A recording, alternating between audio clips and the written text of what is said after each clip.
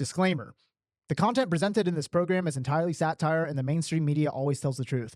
COVID was true, and you should be vegan, and everything James Devon Johnson says isn't real, and James has not achieved any real-world success and is very financially poor. Do not use these words against him in court because the entire show is satire, and he really loves President Biden and feminists. James thinks that federal agents are very respectable people who are not fat nerds. Please do not take this program seriously and get your booster injections as soon as possible. Hey everybody, welcome back to the JD Show. So we're actually introducing a new concept to the channel, kind of breaking it down a little bit more. So this is your first official Mastermind Monday. So I know in the past you guys have seen different dynamics from the different types of guests that we've brought. So obviously I'm with a successful businessman today. Sir, thank you for coming to the studio. Thank you for having me. And let's give yourself a proper introduction, man. I'll go ahead and let you do the honors. So let's start with your name, where you're from, what your industry is, and let's start with your story after that. Perfect. So I'm Jeffrey Mann. I'm a PR specialist. I am from Salt Lake City, Utah. I've been in PR for about the past 5-6 years. My job mainly to explain PR to people is I connect the right people, put the right people in the right room and on the right stages. Amazing. Yeah, that's a huge market in California. Yeah. Obviously, like I have to deal with PR people all the time for some of my clients and what I do outside of the podcast. So that's a really cool field to be in my opinion. How did you end up getting there? So I went to school in public relations, studied that, minored in marketing, and I started off working at a gym. I did personal training, worked with athletes. I loved that. And then about a year and a half ago, I had worked at a PR firm, did freelance PR, and then Chris Crone's team needed someone in PR. They had talked to firms, different people, and they just didn't have the right fit. And so they reached out to me on LinkedIn, connected with them, sat down, and it was just a beautiful synergy. And we meshed and connected, and ever since then I've been traveling, networking, and connecting, and I've really excelled in it because it allows me to use my skills and my passion. And so I love it because I get to meet so many different people and take different gold nuggets from them and take them and deliver them to other rooms and step into rooms and to add value. And so I love it. Amazing. So how old are you again? So I'm 31. 31, Yeah. Okay. And what age did you start this whole journey at? Let's see, this would have been around the pandemic, so I would have been 27, 28. Okay. Yeah. All right, so a couple years. What did you do before that? Yeah. So before that, so I've coached high school sports. So I've coached football, I've coached rugby, baseball, basketball. So did all of that.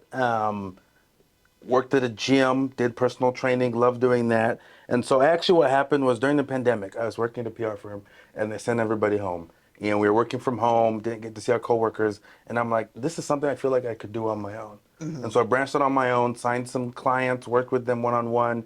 But what I found, it was a different aspect not having a team and having that support with me to grow. And so kind of transitioned to that, to being in-house and working with a team. And then now I have a side PR company that I use to be able to work with other influencers. And it's kind of the same space as you, because everyone has different needs, and some people want to do podcasts, some just want to be featured on articles, some want to talk at events and on stages.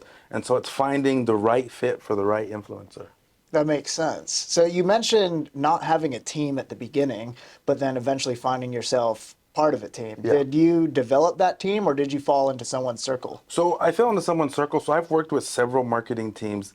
And the thing that I've seen is you have so many different marketing teams that have different strategies.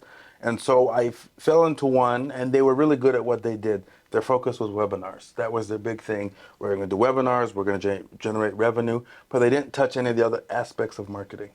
And so when they transitioned out, a new marketing person came in, and they kind of touch on paid ads, webinars, challenges.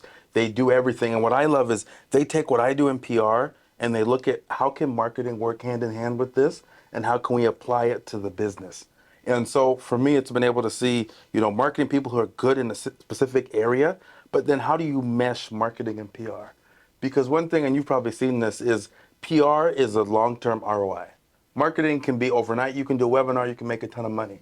But PR, you may meet someone today and a year later, they'll invite you to come speak on a stage. And so it's a longer play. And so it's finding that balance of, hey, you need PR because you have to get out there, you have to connect, but also your company does need to generate revenue and make money. So it's finding the balance of working those together.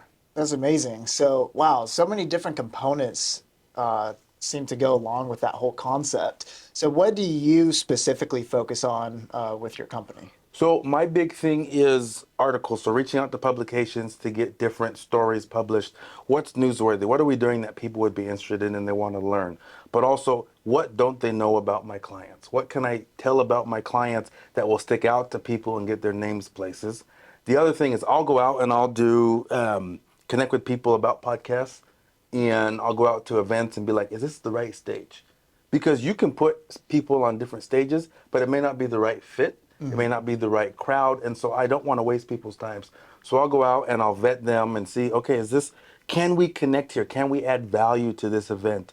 And so for me, it's a lot about doing the dirty work and going out and traveling and stuff, because the biggest thing I've seen for influencers, celebrities, is their biggest asset is their time.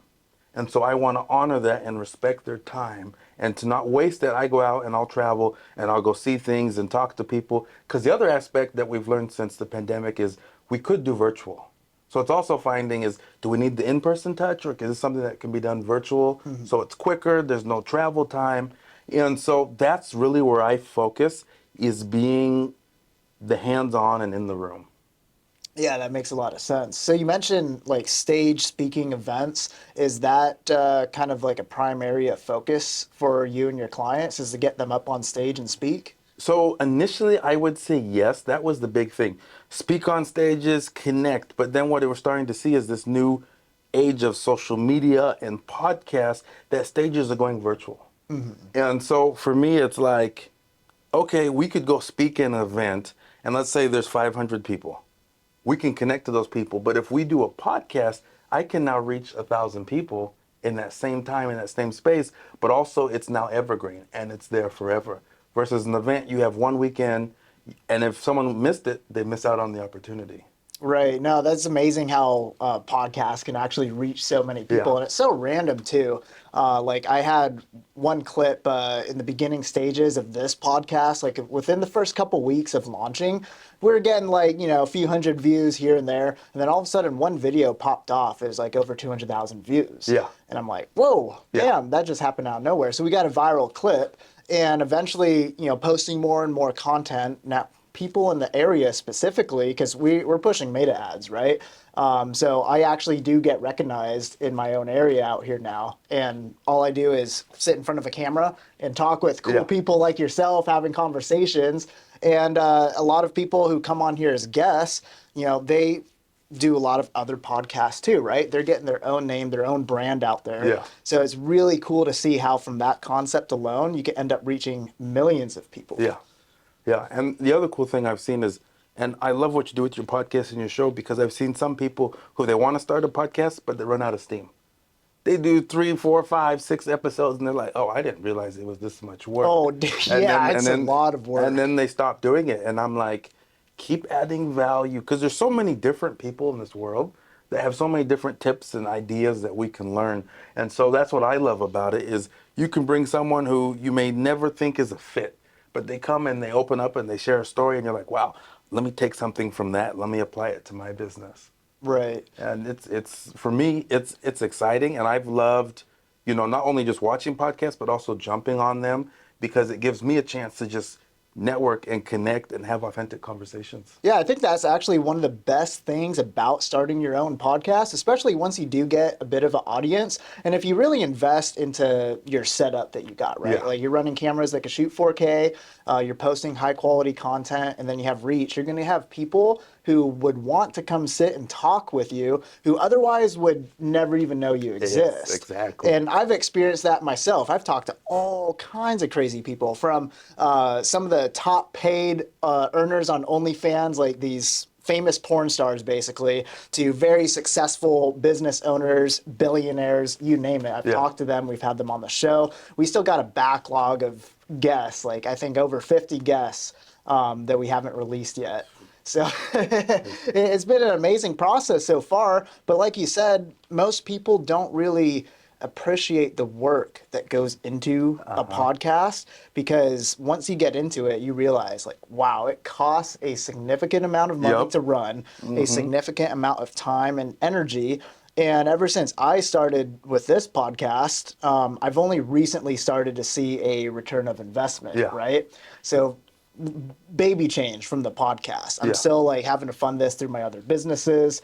And most people like they'll see a successful show and be like, oh, that's cool. That's easy. I can do it. Yeah. But then, like you said, they start, do a couple episodes, get burnt out. It's a Exactly. shame. Exactly. And then the thing I tell people, if you're going to spend all that money on equipment and everything, go in for the long haul. And the other thing that I've seen is some people, I feel like they think it's a really good idea, but then they don't really have a path for their podcast. What is the end game for the podcast? Who are you going after? Who do you want to connect with? And then I've seen, and you probably are in part of these, but I love people who are starting these podcasts and they start these mastermind groups. Like Sean Kelly does his. Yeah, that's And how then- we got introduced yeah. to his mastermind. And then you start to be able to make these connections through all the different guests. And so now people are like, wait, not only can I go podcast and share my insights and reach an audience, but now I can connect with all the other guests that were on the podcast. And so it's a really cool strategy that we're starting to see a different way of networking. It's almost like I would say a free mastermind. Yeah, no, honestly, I've gotten so much value from just Sean Kelly's podcast alone. Like, the group chat that we're in together is crazy. There's all sorts of people in there. I've had to mute it though, because that thing, Yeah, it pops off. it's like 1,000 messages a day and I can't keep up with it.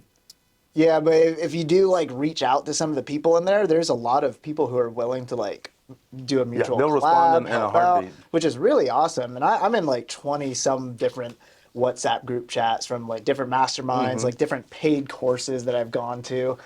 So actually, I want to ask your opinion on that. What do you think about paying for masterminds, paying for these like seminars, courses? Do you think it's worthwhile? You have to invest in yourself. You have to have skin in the game.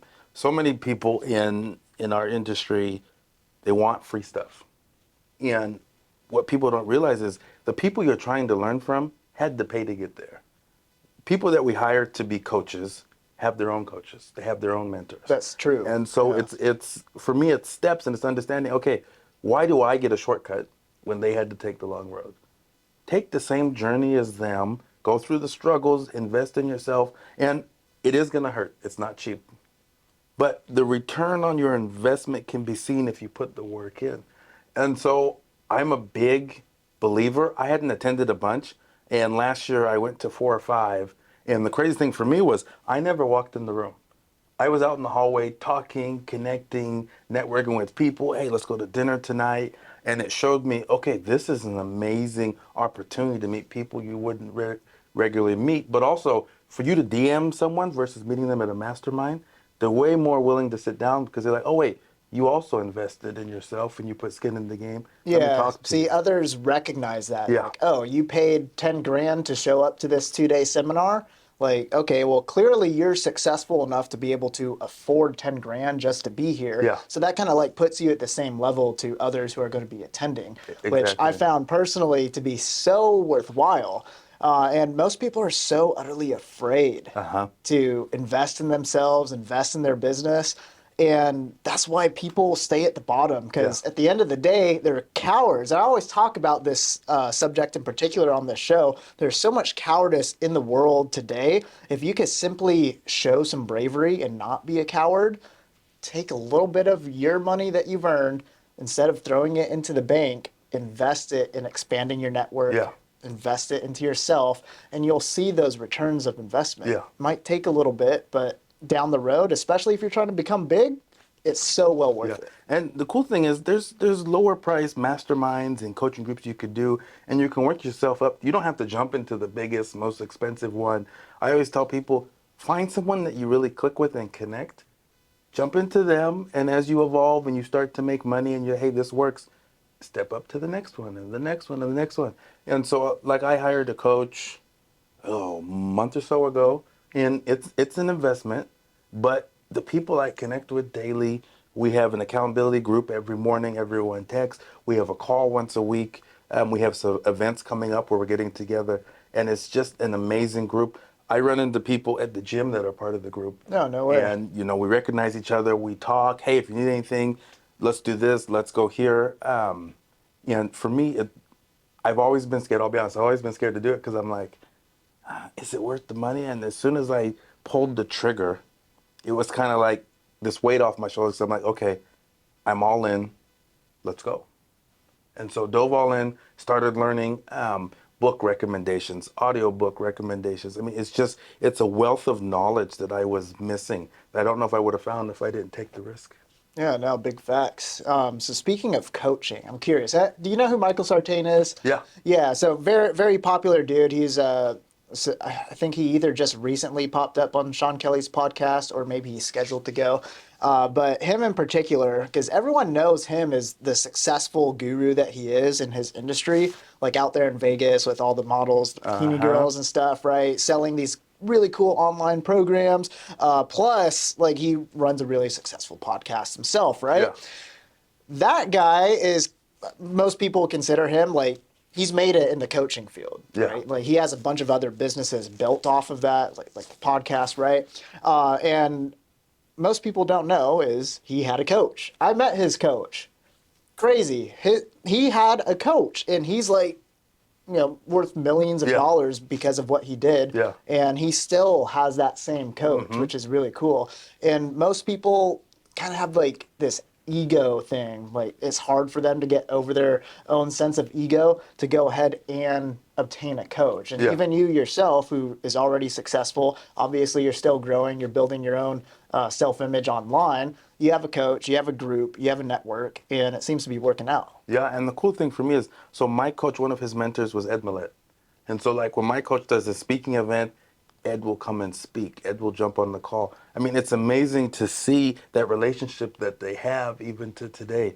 And so I highly recommend anybody, find a coach, find someone who has the recipe and they know what to do. One of the things that I see people doing when they're getting into being an entrepreneur or they want to dive into business or start something new, they want to change the recipe. They want to find something different. I'm like, guys, if it works, there's nothing to fix.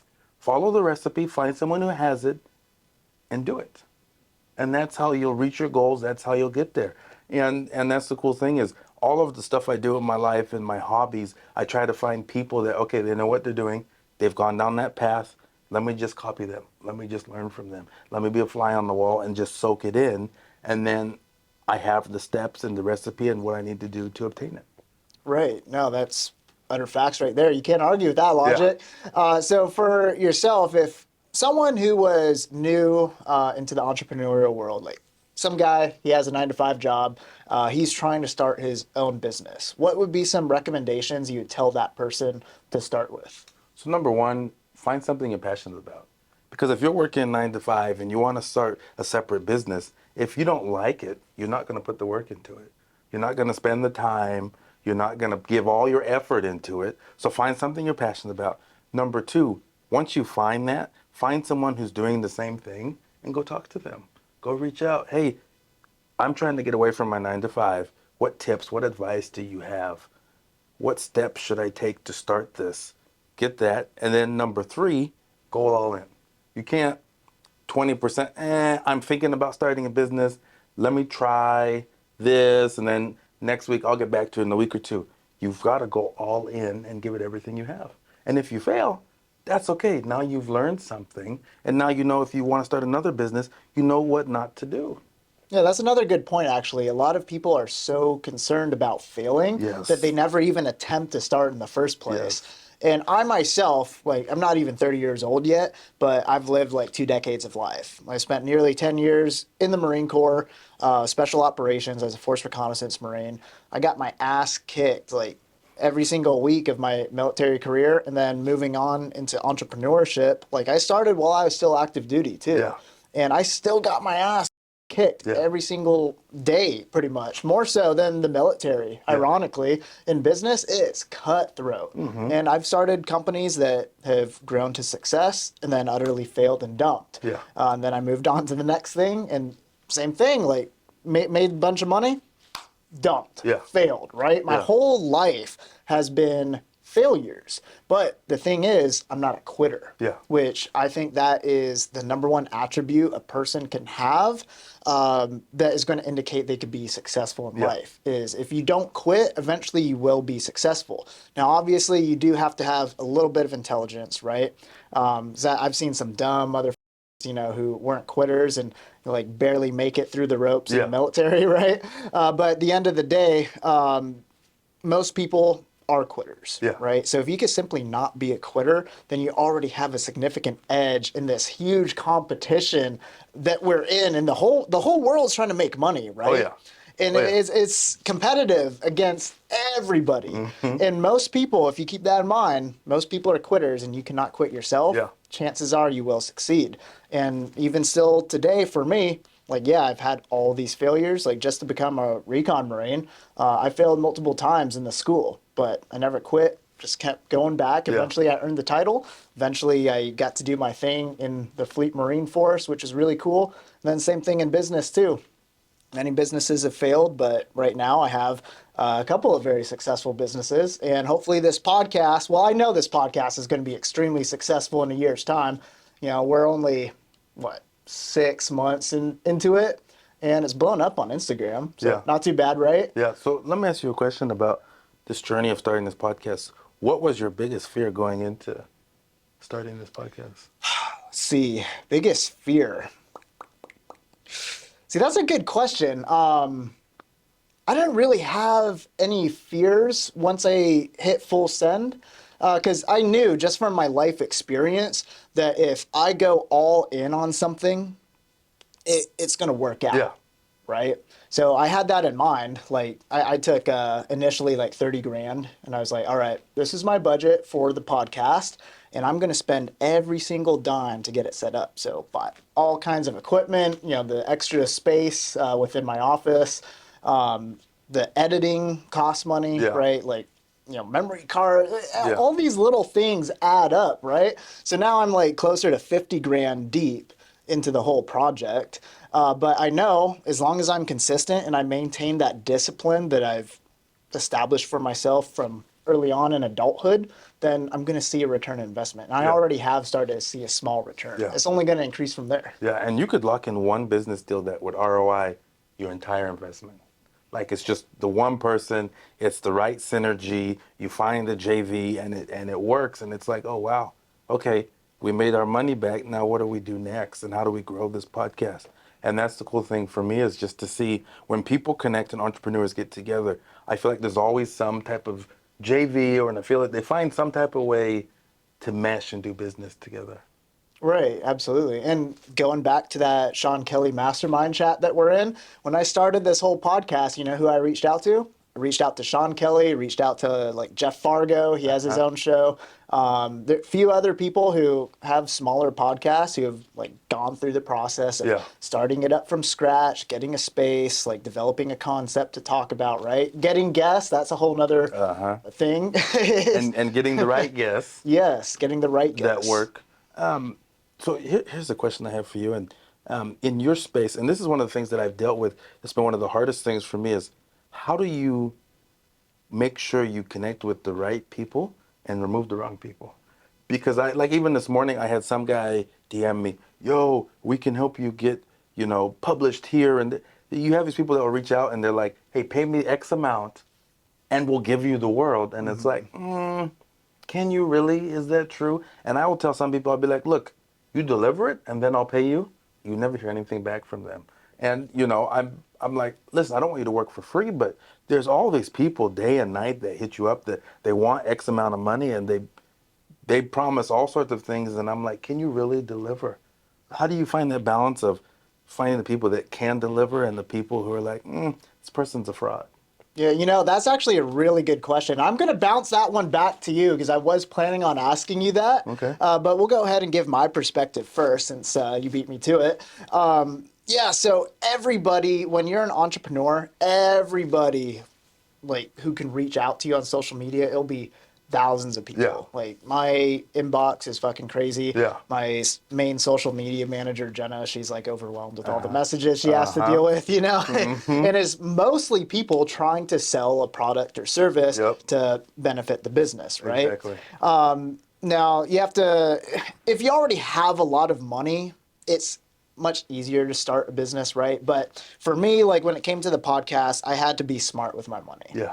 Because like even though I make a lot, I'm not multi-millionaire status Yeah. yet, right? So I do have to budget still. Yeah. Oh, yeah. A lot of people don't realize that because they just see my image online, like, okay, this guy's. He could just throw money away. I'm still making it, you know. People think being a millionaire means you have a shit ton of money to blow, but being a millionaire, all it really means is like you have a net worth of at least $1 million. Yeah. So that could be like a $600,000 house, $100,000 car paid off. Maybe you got some jewelry, some stocks, right? It's actually pretty easy to become a millionaire. Yeah. But just because you reach that millionaire status doesn't necessarily mean you have all this money to spend. Exactly. So that is kind of like been my position and where I'm still currently at. So when I see all these offers, I know I need to take up some of them, but not all of them. And I have invested money into some of these offers where the product or service didn't really work out. There's been one time in particular where I've even had referrals for that particular product or service, and I invested into it and pretty much did nothing. Yeah. And I was like, this is bullshit. You Yeah. guys pretty much just took my money and ran with it. And that's a struggle for a lot of entrepreneurs, especially people who are in the social media space, doing any type of, you know, social media, regular media. Like you understand, you're in PR, right? So it's difficult because I've had some good, solid referrals from people that I've trusted who have recommended a service or product from a different third party, and it didn't end up working for me. Yeah. So it is a balance of finding out what's going to work particularly for you, and then also who else can vouch for it. Yeah. Yeah, no, I love it. And I agree with you because my biggest thing is, and what frustrates me is a lot of these people, I'm like, you give PR people a bad name. Because once they get a sour taste in their mouth from one thing that failed with some other company or some other PR person, they're worried to work with anybody else. And there's these walls that are up. So my biggest thing is I will always meet with them in person. I want to be able to read body language. I want to be able to have a conversation. If they won't meet with me in person, I'm like, okay, something is up. And I'll even say, look, I'll come to you. Like, I'll make it as easy as possible. You tell me where your office is. We'll come meet. We can grab lunch, dinner. So that's a big thing that I do. I think the last thing is, it's what you said is, okay, who else have you worked with that I know? That I know I can call and they're going to be completely honest with me. And because I'll have people send, here's all our list of clients, and I've never heard of a single name. And I'm like, I'm sorry, this looks amazing and huge upside, but I'm not going to invest the money into it. And so I think the other thing, and this just recently came to my mind, is you start to see what actual costs and what is worth what. And what I mean by that is they'll send you this sheet and say, hey, pay me for X, Y, and Z. And I'm like, well, that doesn't really cost that. This person doesn't charge to go on their podcast. This news agency doesn't charge to have interviews. They'll organically reach out to people if they're interested. And it's like, okay, you're just trying to collect money, throw it on the wall and hope and see what sticks. Actually, you know what's interesting? If you're smart enough and you're well connected enough, you can find people to do the work for free up front, especially if you have a good business strategy or a good idea. And you're just the type of person that is a leader amongst your peers. You're going to be able to find people who will hop on the boat with you and build along the way. Now, this is the other problem with entrepreneurs, right? Because there's entrepreneurs like ourselves, and then there's entrepreneurs. Entrepreneurs are the people who hop on the boat with the entrepreneur. The entrepreneur takes all of the risk, right? They're financially and legally responsible for whatever business they're developing. And the entrepreneur is there on the boat, along for the journey. But if he decides to bail out, then he suffers no consequences Yeah. because at the end of the day, that's not his ship. Yeah. So he could just bail out and find a different one to go Yeah. on if need be. So when you go that route as an entrepreneur and you're bringing on the entrepreneurs with you, I've found personally, you will find people who just don't have what it takes. And in my time in entrepreneurship, starting a successful company, making money, like people are very excited when the money's coming in. But as soon as problems hit, like, oh, your company just got hit with their first lawsuit. That's another thing people don't understand about business is eventually when you're successful enough, lawsuits are bound to happen. And that's just something every business owner has to deal with. Even if you own a restaurant, someone slips in the bathroom, lawsuit. You know, you're going to have to deal with it. And people just don't have, again, the courage, the bravery to be able to deal with stuff like that. Yeah. So once something bad happens, people are like, ooh, I'm going to take my cut and I'm going to run. And then that's when the whole ship starts to sink. Yeah. So as an entrepreneur bringing on entrepreneurs, you have to really kind of like vet those you're bringing on. And then also, you know, you're going to have to hold their feet to the fire. Yeah. Because any type of business, it doesn't matter what it is, whether you're selling flowers out of a little stand on the sidewalk or you're starting a podcast, the people that you bring on, eventually you're going to hit a wall and you're going to need that team to figure out how to scale over it. Yeah. And if you have weak-minded people in your circle, they're going to fall out. But the cool thing about that too is, as the entrepreneur, that leaves room for others to hop on, again, putting in the work and the time and dedication pro bono, essentially. And eventually, if that ship keeps going, you're going to reach your destination. It's incredible on the other side.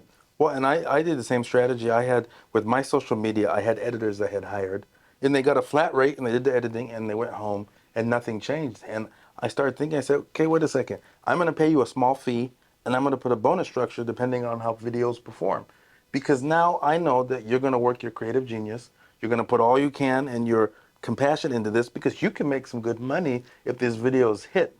And so when I did that shift, the whole way that the videos got edited and the way they would return them to me was completely different because now they were as invested as I was because I'm like, they're like, oh, wait, I can make more money? I better work my butt off. Whereas once the money's in your pocket, they're like, oh, here you go. And they could care less how it goes or how many views it gets or what it does for me because it didn't affect them.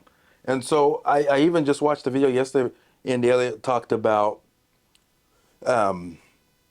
his team, when he hires people to close homes, he pays them, let's say the guy gets paid $300,000 per home that he closes. And Andy said, here's what I'm going to do. I'm going to pay you for all of these homes that you set as a goal for the year up front. And every home that you don't close, I'm going to take the money away. And it's almost that fear technique of, hey, you better work because you have the money. But if you don't work your butt off and give everything you have, you're going to start to lose it. Right. And that's the problem with hiring employees on just a salary is you can almost expect them just to do the bare minimum, right? But if people have a little bit more stake in the game, whether it's through losses or the opportunity to have more wins, usually people are going to work harder. Yeah. I really struggle to get along with employees who tell me they're just 9-to-5 employees. And I'm like, in the world that we live in the space that we operate, you can't be 9-to-5 because there could be something happen a certain week where you have an event or a challenge or a webinar where you're going above and beyond that 9-to-5. You may have one week where you don't work that full time. But this whole mindset of this is my hours and when it's done, I'm stopping and I'm not going to touch my phone. I just cannot stand it because I'm like, I'm going to work till the job is done. And when the job's done, I'm like, what else can I add to it? What else can I do? And so for me, it's finding that balance of, yes, you need time for yourself. Yes, you need time to connect with your family, with God, with your relationships, but you also have to learn to grind and love that grind. And yes, it does suck, but at some time, you're going to have time for the vacations and the fun and to go out and enjoy yourself. But where we are now, where everyone's trying to make money, everyone's trying to capitalize, everyone's trying to have that new shiny object, you just got to work. Right. Now, this leads me to my next question, actually, since we're on the topic. Okay. What are your opinions on work-life balance? Because for me, like when I was in the military, for example, right, I was on a salary. So it didn't matter if I worked 24 hours in a day or 1 hour in a day. If I wasn't on like a pre-deployment workup or doing some type of, large-scale training exercise, it was just a day-to-day, like, most people don't understand. If you're not doing something like deployment related, you're working a regular 9 to 5 basically in the military. So for me, when I would be like on base, in garrison, no significant training events going up, just 9 to 5 routine work, I'd try to cut out as early as possible so I could go home, like play some video games, watch TV, etc. But becoming an entrepreneur is like, ooh, I don't have time for that anymore. I haven't watched TV in years. I haven't played video games in years because, like you were talking about earlier, you got to do the work until it gets done. So for me, I basically have no work-life balance. I work until the work is done. And then if I have some time after that to be able to have fun, obviously I got kids, so I have to dedicate time to them. That counts towards work, essentially. But a lot of people would say I'm not work-life balanced. So I'm curious as to what your take is on it. So I was the exact same way till about a year ago. I had an event and I had about 30 people who had come in town for the event. It was 5 days. And I was, when I bring guests in, I want a red carpet, take care of them. So like I had guests who wanted to work out at 5 a.m., 6 a.m., 7 a.m., 8 a.m. So I would stay at the gym the whole time. Next person would show up. I was working out with them. And one of the nights we go to dinner and I'm sitting there talking to them and my buddy keeps looking at me and I'm like, what? He's like, you're slurring your words. And I'm like, okay. And I got home and I was so dehydrated and I collapsed and actually ended up going to the emergency room because I was dehydrated, exhausted, no energy. And I was like, okay, I got to learn how to slow down and how to value my time and make sure if I am going to put it all in, it's for the right reasons and for the right things. And so I used to be go, go, go, but I've had to pull myself back and, okay, the gym is my outlet. I can go and work out. What can I do that helps me to relax and to breathe? Otherwise, I can't function. And when I go out of commission for a day, it affects, the work the next day. And so it's tough for entrepreneurs because you have to grind and you have to work, but you also have to listen to your body. And, I'm at a space where I don't have kids and stuff, so I have to cut out that time for myself. So I make sure I go to the gym every day. It's a great outlet for me. It's a great place for me to think. But also it's about, do I go for a drive? Do I just watch a TV show? Do I watch an episode? What do I do? I found I don't do work on Sundays, and so that's my day to kind of relax. But, when I first started with my boss right now, my day was starting at 4 a.m. and I was getting texts and everything. And then I started to realize, wait a second. Some people that want to connect with me, you can wait till 9 a.m. I don't have to respond to you at 4. You're welcome to text me and I'll have my focus on, but I don't have to respond because I used to be at a place where anyone would text me anytime, day and night.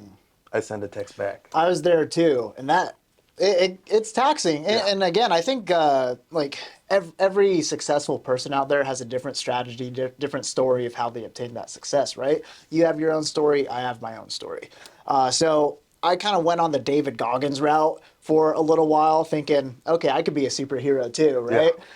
Yeah. The reality is I'm not built to be a superhero. Yeah. Like David Goggins, hey, he's built that way. Yeah. He can do it. I thought because I have the mentality, I could do it. So I tried. And for, I don't know, like several months straight, I was doing the whole wake up at 4 a.m. sharp in the gym by like 4:30, get my workout done. And I was staying up late. I wouldn't go to sleep until like 12. So I was like getting 4 hours of sleep at night, almost zero social life. And eventually I just hit this wall where my whole body physically shut down. And I was practically in a coma for 3 days. Fortunately, I had a lovely girlfriend that took care of me, but I was asleep for almost 48 hours straight. And I'm surprised she didn't, send me to the hospital or anything like that. But I didn't even remember. I like woke up and she's like, "You've been asleep for like the past 2 days." What? So yeah, for me, like I learned, okay, well, I'm not a superhero. I'm not David Goggins. And that's when I started to find my own balance. So I realized, okay, maybe I'm the type of guy that needs 8 hours of sleep.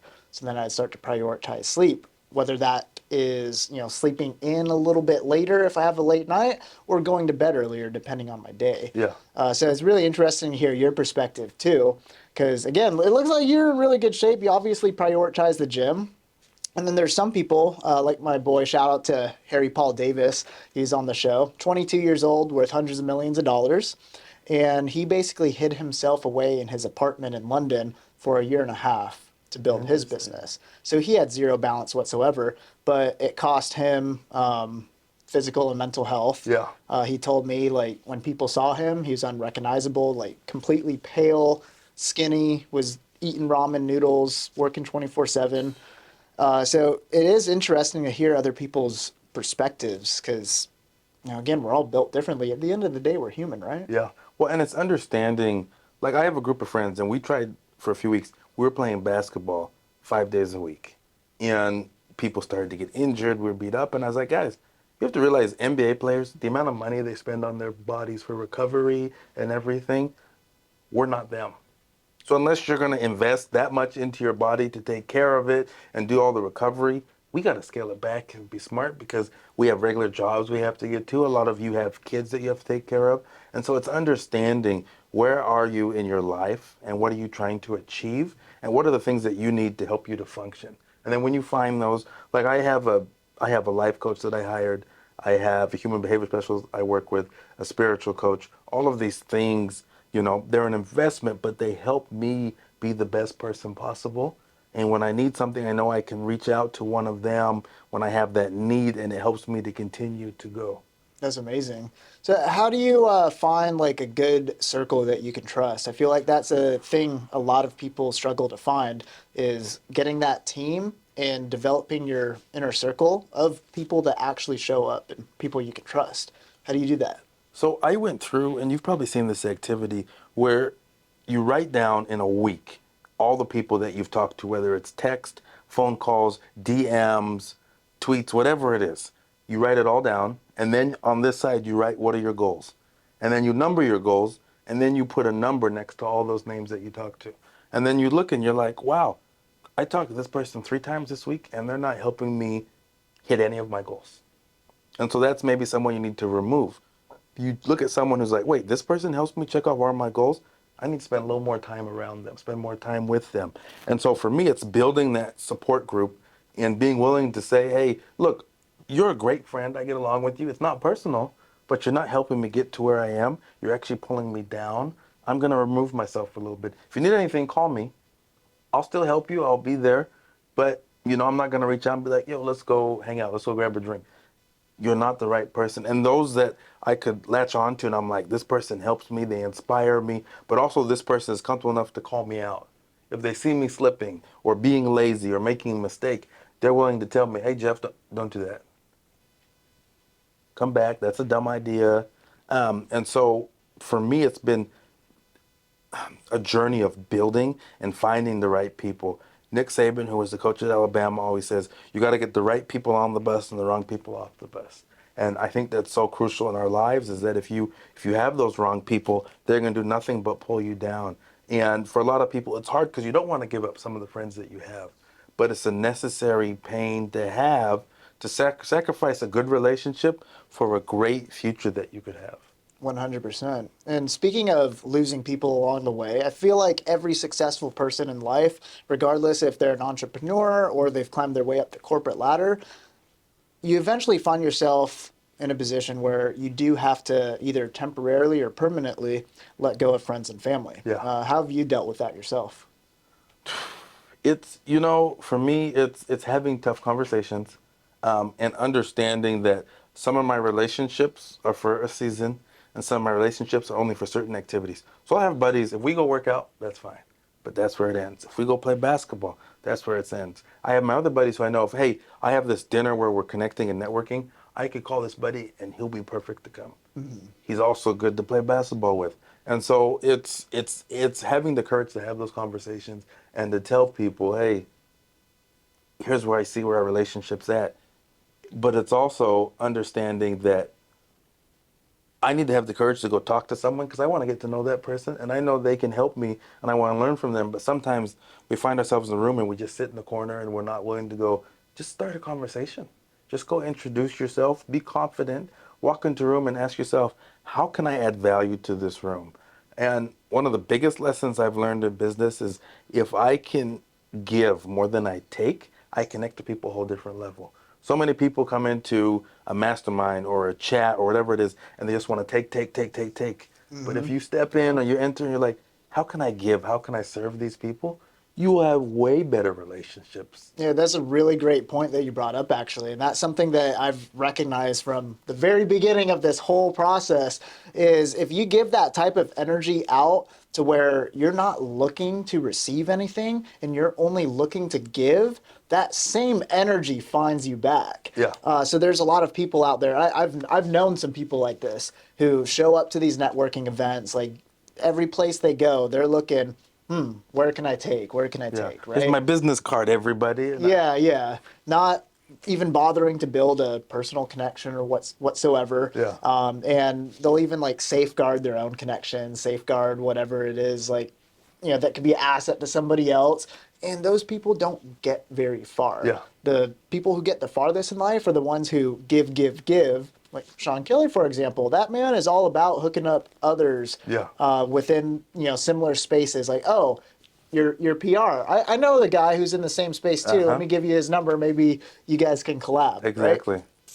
Right? No benefit for him. Yeah. Right. But doing that too, you can see benefits come full circle. Yeah. I've experienced that a lot myself too. Yeah. And like Sean Kelly came up to Utah and did an event, and I was like, look, let me pick you up. Let me give you a ride.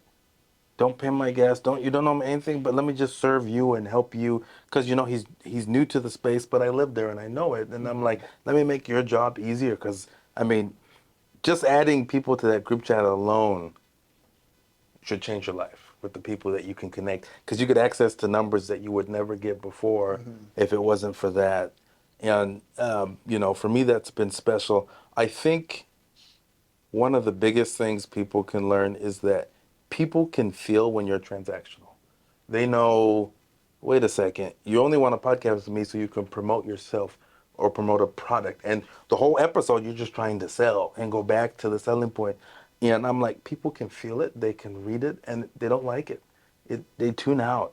And so I'm like, guys, have a conversation. And if something comes up organically, that's beautiful, that's fine. And the audience are in tune with that coming up in the conversation.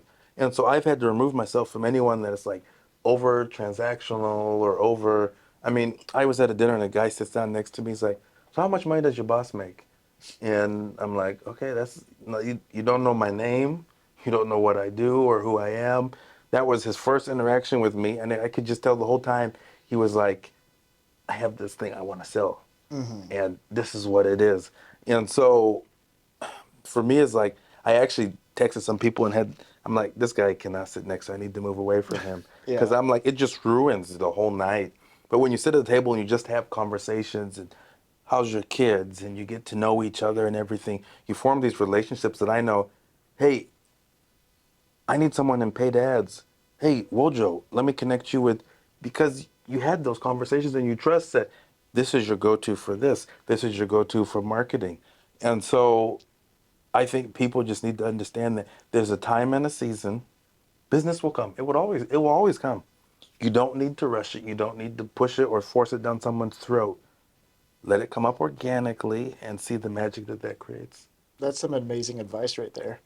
Now I want to pick your brain on back more towards the previous topic, Okay. letting go of friends, family. How do you, as someone who is up and coming, deal with friends and family who project their negativity on you? Such as, like, let's say your own mother, for example. I've seen that in many cases. That was the case for me too, personally, back in my earlier days of being a young Marine, having aspirations to go further. Like, I've had my own mother and people close to me and my family with all the best intentions say, maybe you shouldn't do that. Maybe that's not meant for you. Maybe you're not the type of person who's meant blah, blah, blah, right? And I feel like that's a common trend for anybody who's trying to become something big. Usually it's because their friends and their family are people who come from a small-minded background, like work your regular 9 to 5, work your way up the corporate ladder, and then one day, you could buy a decent house, have a family, and retire. And what's the retirement age? Like 72? Yeah. Right? So how do you deal with those people? I think for me, it really comes down to really explaining to them what I'm doing and why I'm doing it, and that I'm passionate about this, and they can support it or they're not going to support it, and I can't let that choose what my decisions are. Now, if they're telling me something that might be for my protection or for my health, I'll listen to it. But at the end of the day, it's up to you to make that decision and to decide what exactly you're going to do. And so for me, it's like, hey, thanks for the advice, thanks for the suggestion. I have that. Now I'm going to make my own decision. And you really have to, you really can't let people make decisions for you. It comes down to what are you comfortable, what are you doing? And I found that even, places I've been, like going out to Miami. You could go party and go crazy and do all of these things. But like the last few times I've been, I know I'm there to do business and I'm there for a specific reason. And so I don't let myself get sidetracked. I'm here, here's where I'm going. I want to be up on time in the morning because I know I have the short window that I've booked to be out there. And so for me, it's having a focus on this is my goal, this is what I want to achieve, this is why I'm here. There's a time for fun, there's a time for things like that, but I struggle to mix business with pleasure because I'm always worried how it comes off when I try to talk to someone on a serious note. They're like, wait a second, weren't you the dude that was here doing this? And so for me, it's like, okay, who am I with? Are my walls up or can I let them down? Can I be comfortable? And in this space, and I'm sure you do deal with this more than anybody, but I feel like I'm constantly on the stage.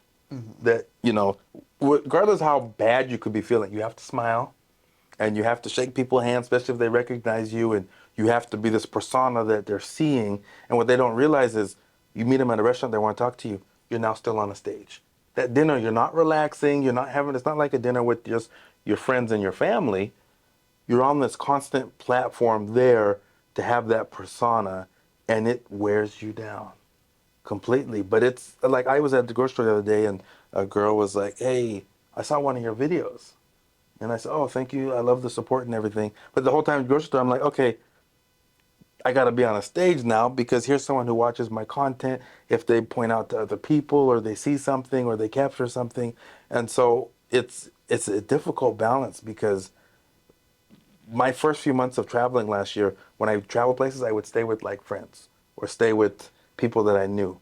But that means when you come home at night, there's no relaxing. You're on a stage because now you're talking to them and entertaining them and everything. And I'm like, okay, I got to stay in a hotel because then I can get away and I can decompress and I can think about, okay, how did the day go? What am I frustrated with? What were my wins? What were my losses?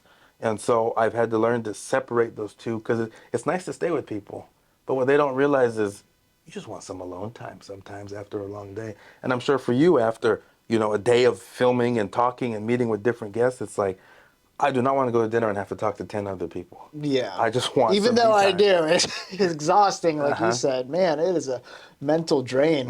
And like, I'm the type of guy who likes to just keep my mouth shut. So when I'm with like, one of my girlfriends, for example, or with family, I'll let them do all the talking. Yeah. And it's so nice. Yeah. It's really nice. Yeah. So back to, 'cause I didn't quite get to finish off on that topic before we move on. Okay. How do you set boundaries with the people who don't have your vision in mind? I think it's you got to be firm. Whether it's I'll have people that reach out to me at weird hours, and I'm like, look, here's the times that you can communicate with me, and that's how it has to be, or I'm gonna block you.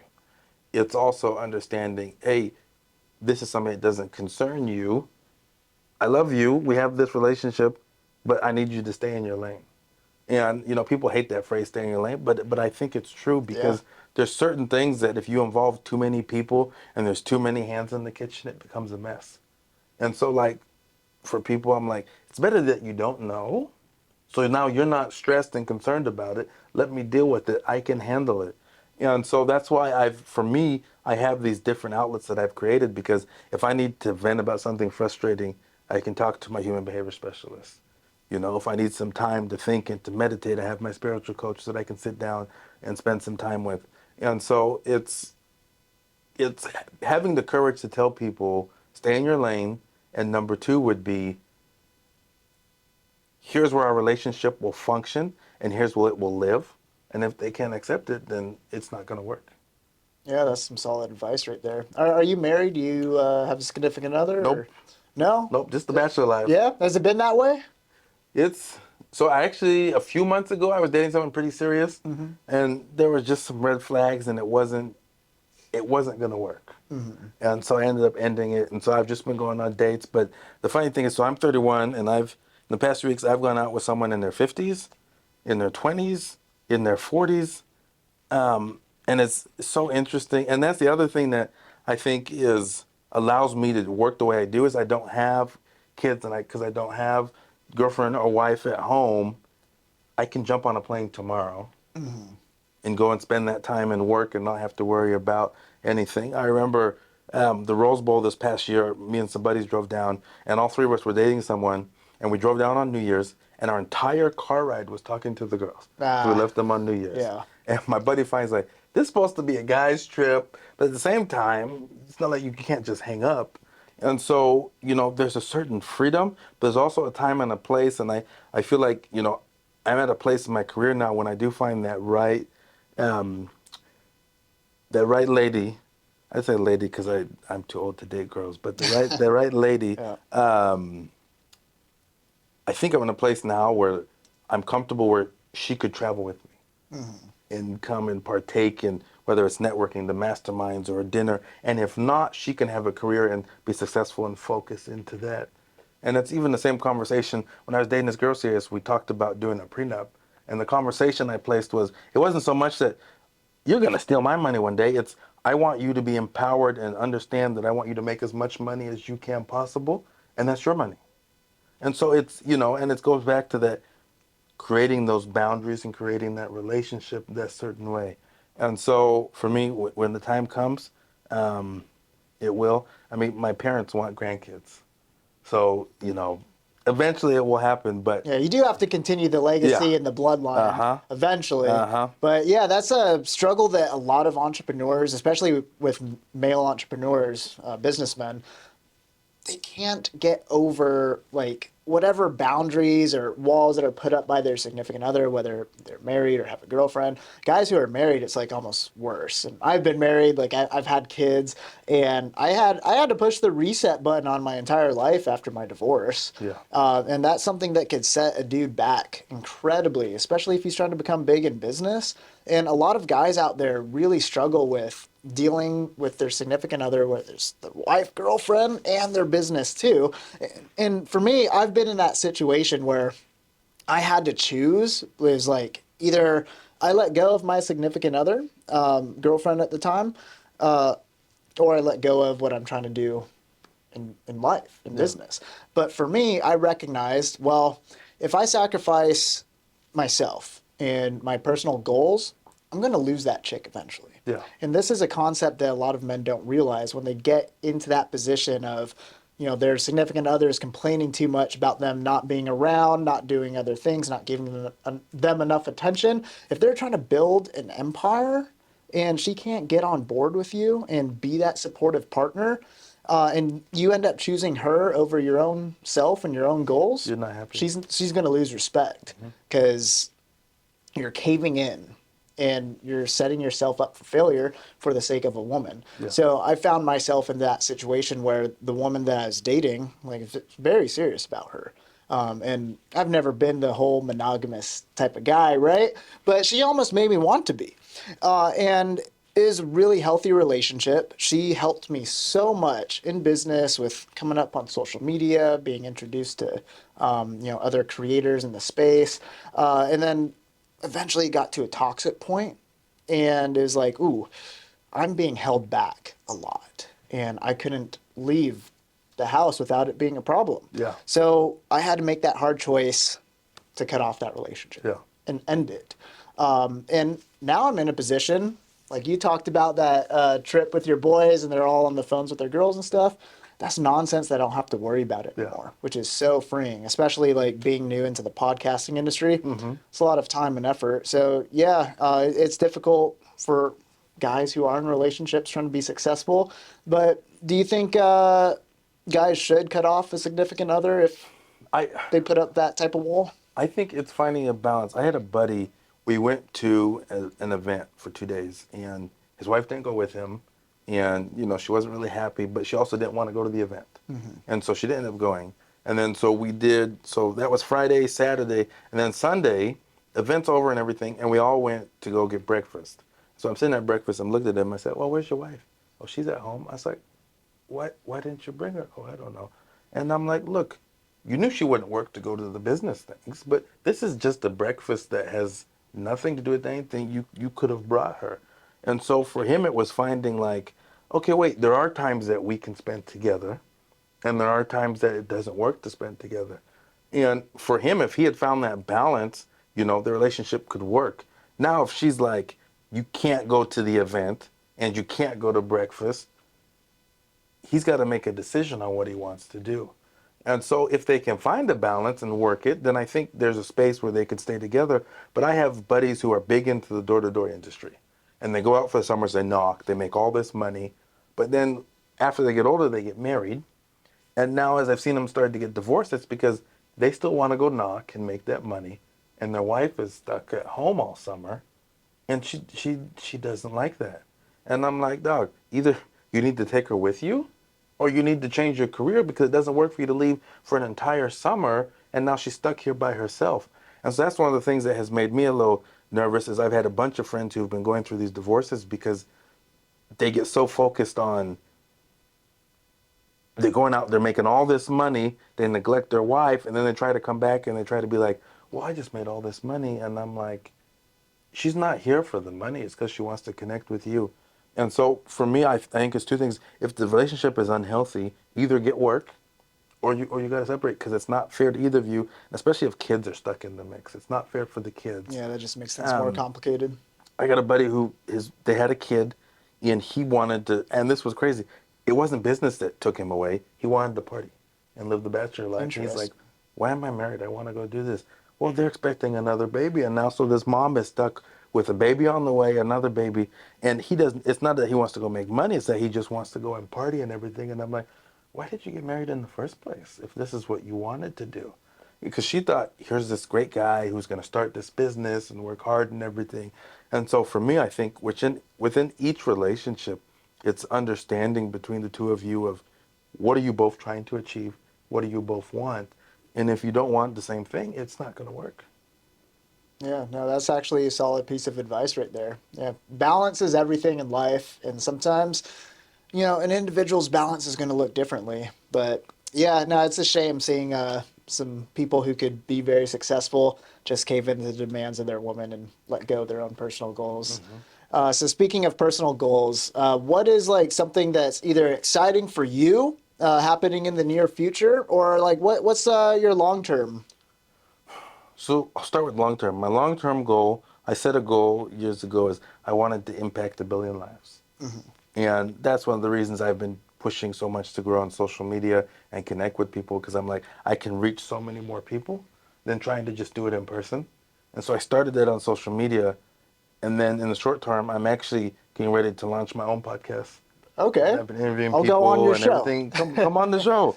And finally, and it's like you said, finding the guests and getting everything created and finding the place to film and doing everything and getting in the habit of interviewing people. It's having a conversation, but then once you add the cameras, also teaching people, hey, don't freeze on camera, and getting them to talk and to open up and everything.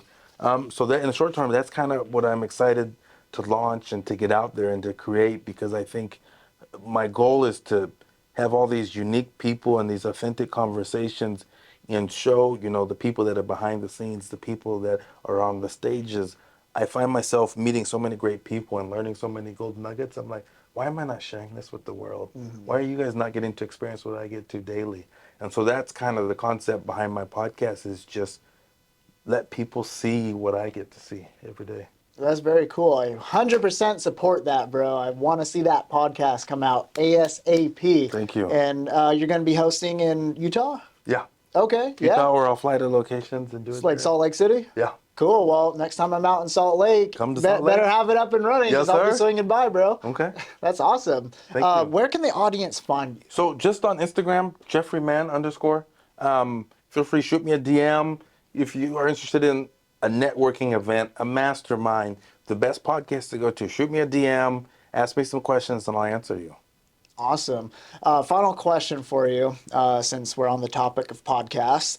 I'm curious as to what you would recommend, even though you haven't started yet yourself, but what would you recommend based on your previous, well, still current work experience? Like, I assume you've worked with all types of podcasters, influencers, right? How would you start a successful podcast? It comes down to, as a podcast host, you need to learn to tell your own story.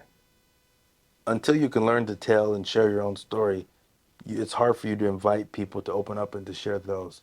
And so really learn the art of storytelling and how you communicate yourself and your journey and your experiences to an audience, because then you can start pulling on people and pulling little nuggets out and, hey, we're curious about this and what excites you about this. And when you are able to do that, then I feel like you can reach an audience. Amazing. Solid. Well, thank you so Thank you, much for brother. coming on I the show. appreciate you. This was absolutely incredible conversation. Thank you. Guys, I hope you like this first ever Mastermind Monday. We're going to be keep on doing this concept. I know, again, with the past episodes, it's a little bit different, but trust me, you guys are going to like it. Be sure to check out the description in the comment section down below. We'll give you guys some external links to where you can find him on Instagram, LinkedIn, any other profiles? Facebook. Okay, cool. Yeah, we'll post all those down below, guys. And with that, we'll see you on the next episode.